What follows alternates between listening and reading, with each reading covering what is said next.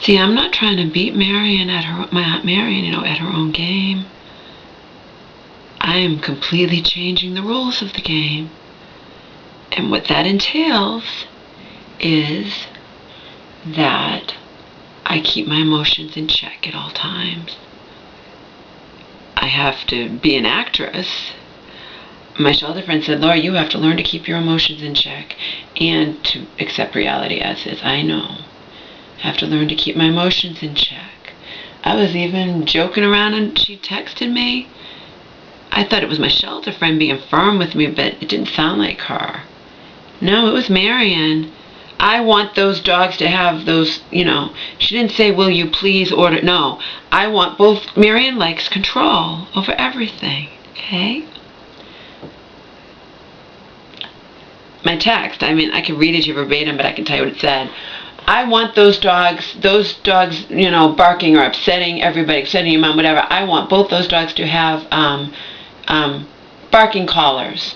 It blah blah blah. It's just really, it's not electric shock, whatever. This is the beauty of having money. I'm not living paycheck to paycheck like I have my whole life. Went straight to Amazon. 1 minute after I got the text message, ordered one just for Angel, just to try it out. I didn't want to order for both dogs until I see how it goes. And like Marion later said in the next text message, because first she said, wow, you did that fast. Marion, I'm playing nice. Ordered the barking collar immediately, only for Angel. And because Angel instigates Omar, she barks at everything going by, everything. Omar doesn't do that. Omar will bark when people are here. But they're so close together that when she barks and it emits that smell and she stops barking, he might stop barking. So I might save $40. And I sent that text, and she said what I already knew, because I'm smart. I think the same thing. She's like, you know what? Even if you have one for Angel, Omar might stop barking just because he'll smell it too, because they're so close together. And I go, yep. And yeah, I said, I hope so. It'll save me $40. Laugh out loud, And she said something. She's loving it. I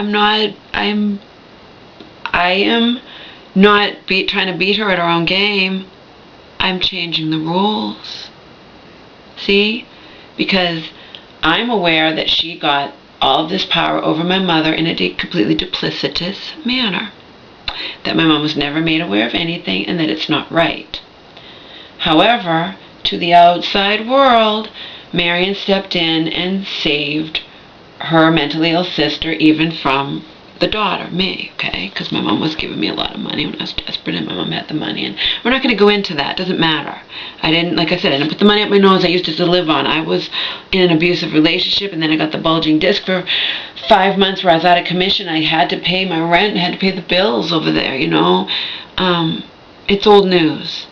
The fact of the matter is Marion loves control. Marion loves to be bowed down to. Marion loves to be the queen. And that's what I'm giving her. I'm going to make damn sure. She's busy, and she even told me so. She was glad I called her so she wouldn't have to show up here, because she didn't know if she didn't have my new cell phone number, and I may not have. The only reason I had her number is because my mom has more than one address book, and she's been copying over her numbers into a new book that I bought her. So I have the old one, but some of the numbers are wrong. I tried to reach one of her friends that said out of service, to tell them that Marion shut the cell phone off. Don't panic. My mom's been sectioned, and that's how it goes. I'll block my phone number first because I don't want any of my mom's crazy friends calling me. There's no reason to. I have nothing to say to them. I don't feel like talking to them.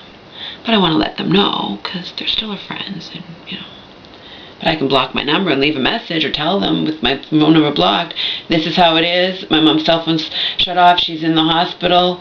She's been sectioned. It was necessary. The police came.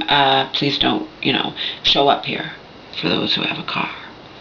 A really crazy one that I do not want showing up here has a car. I just left her a message with a star 67 ahead of when I called. Anyway, I'm not trying to, beat Marion at her own game. I'm changing the rules. So I have to completely smother down my justifiable anger, hatred, whatnot towards Marion, and completely pretend that Marion got all this power over my mother in a completely ethical manner through the courts, whatnot. That's not the case, But if I pretend that, then it's a situation where, yeah, I don't like the power she has over her mom, but at least she did it legally or did it ethically. Okay? I have to pretend. And as long as I pretend that, you have to understand that me playing nice with my Aunt Marion, who I don't like, to stay understatement, to say the least, is in the best interest of my mom. So, I've changed the rules of the game. I've completely disregarded the fact that I 100% believe that Marion's ultimate intention, whether it's to, my mom will get older and older, and Marion's a hell of a lot younger than my mom, My mom will get older and eventually have to be committed, and then Marion will sell this house legally, and that's it. Then she's not, quote unquote, fucking me over after my mom dies, and it's already gone, the house is gone, see? But bottom line, she thinks that this house is hers. That's why in 2009, you wouldn't even have an inheritance if it wasn't for me. One of the million, quote-unquote, scathingly cruel things. She screamed at me, along with, look at you, you're disgusting. I have a better body at my age than you do at yours, when I was nearly 70 pounds heavier than I am now.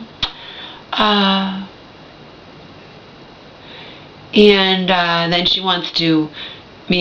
She allowed me to come here to my mom's, but it shouldn't have been up to her. See, it's all power. She has all the power.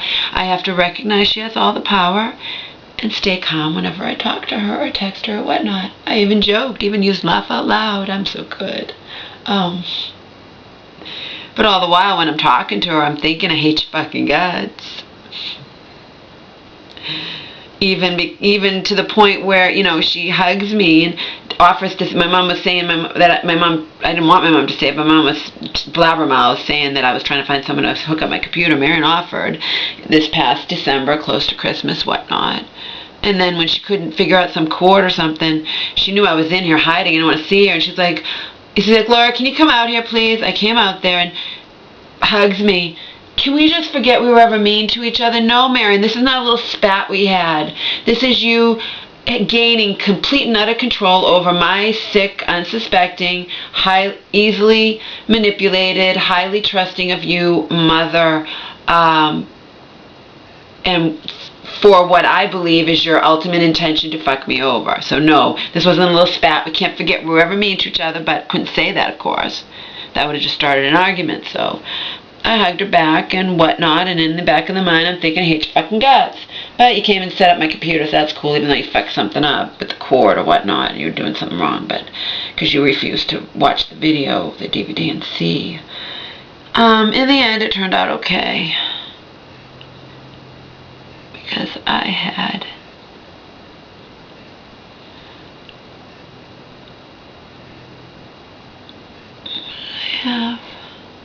I can't remember. Someone came here. Oh yeah, had someone from my mom's church come. He didn't even charge that much, and it worked out fine. I paid him.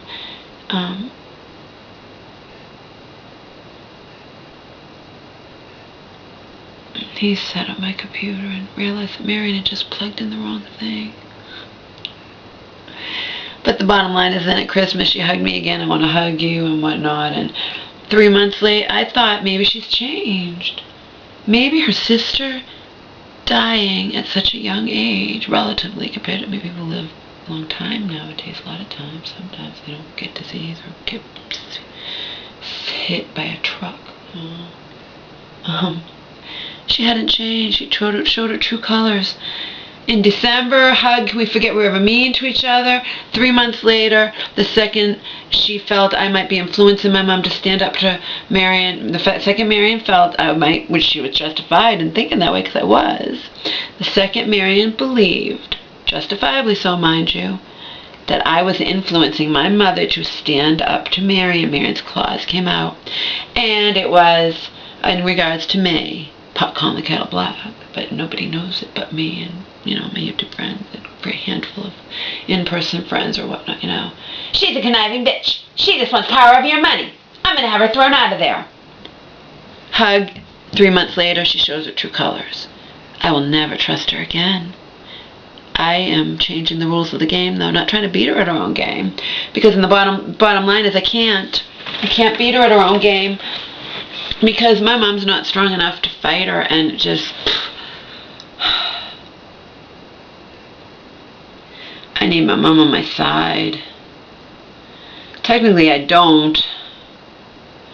I'll still probably try to fight Marion after this is all over, you know. My mom, of course, is like a child. She wants us all to get along. When I was talking to Marion and whatnot, you know, because my mom doesn't realize, my mom wouldn't even have the capacity to do what I'm doing. I hate her fucking guts, and I'm thinking it the entire time and smiling and joking with texting and whatnot, and the minute she says jump, I'll say how high. I want those dogs to both have barking collars. That barking, I'm sure upsets your mother, blah, blah, blah, whatever. I immediately went and got it off Amazon, came back. She's like, oh, that was fast.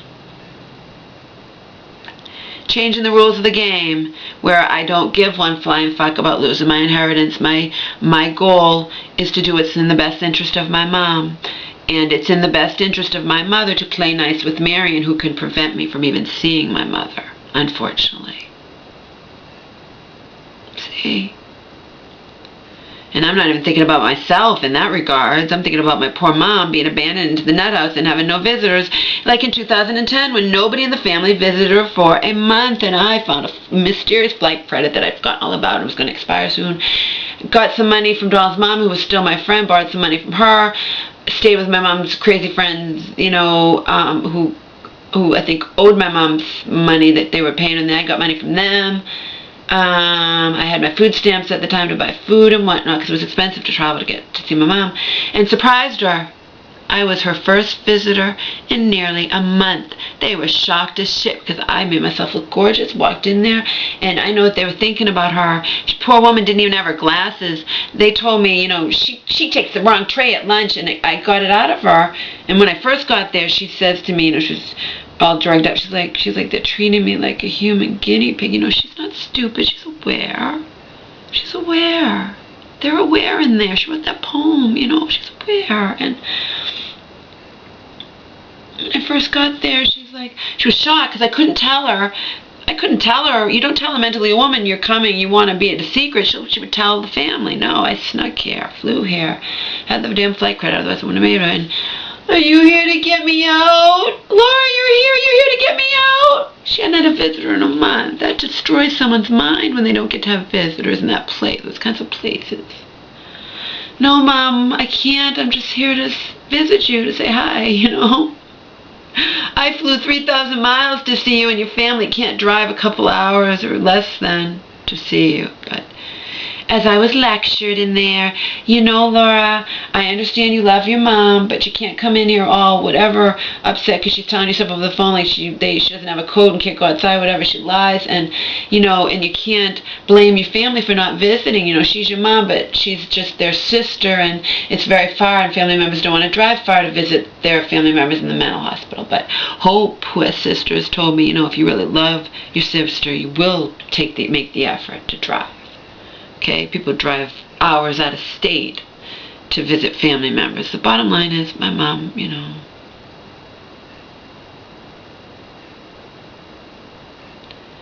to put it bluntly, she's lucky she has me.